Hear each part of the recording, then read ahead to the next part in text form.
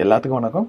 So இந்த வீடியோவில் நம்ம என்ன இப்போ பார்க்க போகிறோம்னா, ஒரு ஐட்டம் டிஸ்கிரிப்ஷன் ஒரு பில்லை எப்படி ஷோ ஆகணும், அதே மாதிரி எப்படி ஹைட் பண்ணணும்னு நான் கற்றுக் கொடுக்க போகிறேன் இப்போது. சரிங்களா? ஸோ ஆரம்பிக்கலாங்களா?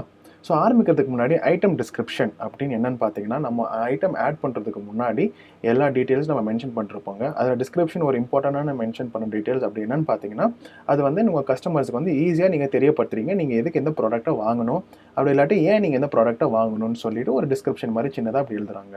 ஸோ நான் குயிக்காக அது உங்கள் ப்ராசஸ் அப்படி இப்போ காமிக்க போகிறேன். இவங்க சேல்ஸ் நான் கிளிக் பண்ணிட்டேன்னாக்கா,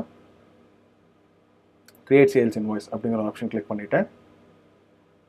அதுக்கப்புறம் இங்கே ஆட் பார்ட்டி, நான் இப்போ ஆட் ஐட்டம் பண்ண போகிறேன். இங்கே மேகின்னு ஒரு ப்ராடக்ட் இருக்குதுங்க, அதை இப்போ நான் செலக்ட் பண்ணிட்டேன்.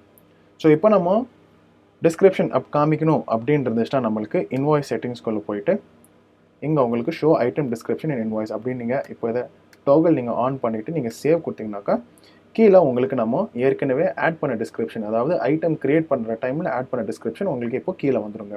Fully natural and no added preservatives. இதால் நம்ம கஸ்டமர்ஸ்க்கு வந்து நம்ம வந்து இன்னும் ஒரு நிறைய சான்ஸ் கிரியேட் பண்ணுறோம், எதனால் அவங்க வந்து நம்ம இந்த ப்ராடக்ட் நம்ம வாங்குறாங்கன்னு சொல்லிட்டுங்க. ஸோ இப்போ நான் குயிக்காக இந்த இன்வாய்ஸ் நான் சேவ் பண்ண போகிறேங்க.